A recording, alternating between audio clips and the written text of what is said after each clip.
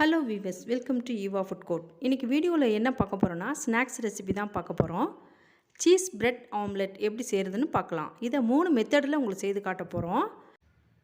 இதை நீங்கள் up to end வரைக்கும் ஸ்கிப் பண்ணாமல் பார்த்தீங்கன்னா தான் இந்த மெத்தட் உங்களுக்கு புரியும். அதுக்கு முன்னாடி நம்ம சேனலை நீங்கள் சப்ஸ்கிரைப் பண்ணலைன்னா சப்ஸ்கிரைப் பண்ணிக்கோங்க. கூடவே ஆல் பெல் ஐக்கானையும் கிளிக் பண்ணிக்கோங்க. அப்போ தான் நான் போகிற புது புது ரெசிபி வீடியோக்கள் உங்களுக்கு நோட்டிஃபிகேஷனில் வரும். வாங்க இன்றைக்கான வீடியோக்குள்ளே போகலாம். ப்ரெட்டு துண்டுங்களை நடுவில் ஸ்கொயராக கட் பண்ணி எடுத்துக்கலாம்.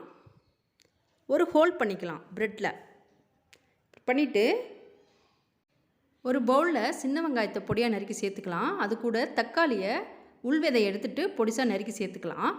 கேப்சிகம் பொடிசாக நறுக்கி சேர்த்துக்கலாம். இது கூட சேர்த்துட்டு பச்சை மிளகாயிலேயே சிகப்பு மிளகாயாக இருக்கிறதா பொடி பொடியாக நறுக்கி சேர்த்துக்கலாம். சேர்த்துட்டு கொஞ்சம் மல்லித்தலையும் நறுக்கி இது கூட சேர்த்துக்கலாம். சேர்த்துட்டு 1/4 ஸ்பூன் ஜீரகத்தூள், 1/4 ஸ்பூன் மிளகுத்தூள், 1/4 ஸ்பூன் உப்பு, 1/4 ஸ்பூன் கரம் மசாலா இது கூட சேர்த்துடலாம். ஒரு முட்டையை உடைச்சி இது கூட கலந்து எடுத்து வச்சுக்கலாம்.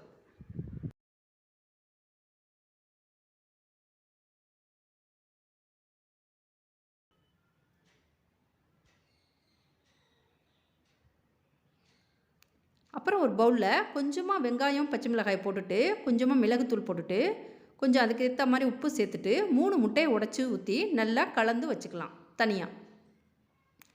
இப்போ தோசை தவாலில் பட்டரை சேர்த்துட்டு அதை ஹோல்ட் பண்ணி வச்சுருக்க ப்ரெட்டை வச்சு நடுவில் அந்த கலந்து வச்சுருக்கிற வெங்காயம் அந்த கலவையை அந்த ஹோலில் எடுத்து வச்சிடலாம். எடுத்து வச்சுட்டு கொஞ்சம் சீஸ் எடுத்து துருவின சீஸ் எடுத்து அதுக்கு மேலே வச்சிடலாம். வச்சுட்டு நடுவில் ஹோல்ட் பண்ணி எடுத்த அந்த ப்ரெட்டு துண்டை இது மேலே வச்சு அமுத்தி விட்டுறலாம். அமுத்திட்டு ரெண்டாவதாக கலந்து வச்சுருக்க முட்டையை கலந்து வச்சுருக்க முட்டையை இது மேலே நல்லா கோட்டிங் பண்ணிக்கலாம். ஒரு இடைவெளி இல்லாமல் எல்லா பக்கமும் இதை ஊற்றி ஸ்பூனில் எடுத்து ஊற்றி இதை ஹோல் இல்லாமல் நம்ம நல்லா கோட்டிங் பண்ணிக்கலாம்.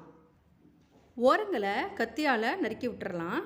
ஒரு 5 நிமிஷம் மூடி போட்டு சிம் குக்கில் வெந்ததும் திருப்பி விட்டுறலாம்.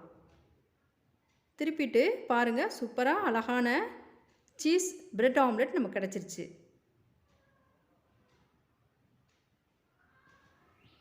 இப்போ பாருங்கள், சூப்பராக சீஸ் பிரெட் ஆம்லெட் ரெடி ஆயிடுச்சு. இது ஒரு மெத்தடு. அடுத்த மெத்தடு பார்க்கலாம். தவாவில் திரும்ப பட்டரை போட்டுட்டு அதில் கலந்து வச்சுருக்க ஆம்லெட் வெங்காயத்தை இது கூட சேர்த்துடலாம். சேர்த்து கொஞ்சம் பரத்தி விட்டுட்டு அதுக்கு மேலே முழு ப்ரெட்டை தூக்கி வச்சிடலாம்.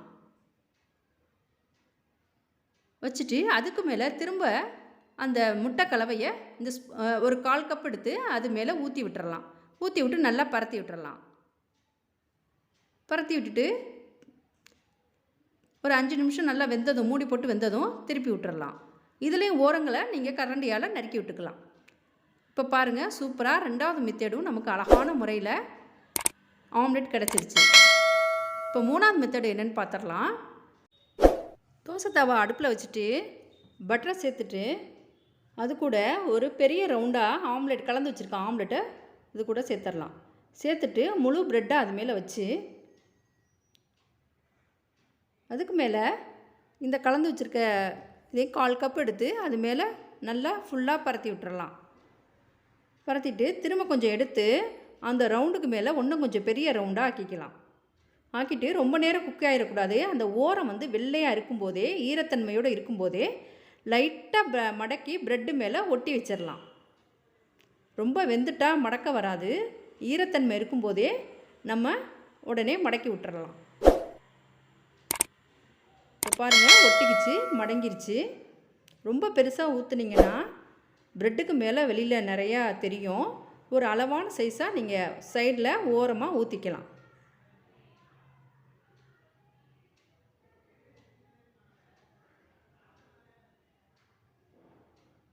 இப்போ பாருங்கள், சூப்பராக வந்திருக்கு. இன்னும் கொஞ்சம் லைட்டாக செவக்கட்டும். இப்படி ஓரத்தையும் நல்லா கரண்டியால் மடக்கி விட்டுக்கலாம். திரும்ப 5 நிமிஷம் மூடி போட்டு நல்லா வெந்ததும் ஆம்லெட்டுக்குள்ளே வெந்ததும் திருப்பி விட்டுறலாம். இப்போ சூப்பரான 3 மெத்தடில் நமக்கு பிரெட் ஆம்லெட் கிடச்சிருக்கு.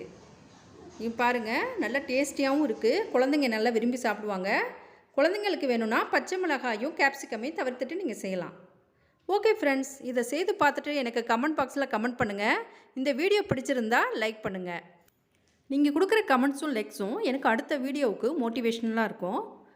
மறக்காமல் நம்ம சேனலுக்கு நீங்கள் சப்ஸ்கிரைப் பண்ணிக்கோங்க. இந்த வீடியோவை உங்களோட ஃபேமிலி ஃப்ரெண்ட்ஸ்க்கு ஷேர் பண்ணி வைங்க. Thank you viewers. தேங்க்யூ ஃபார் வாட்சிங்.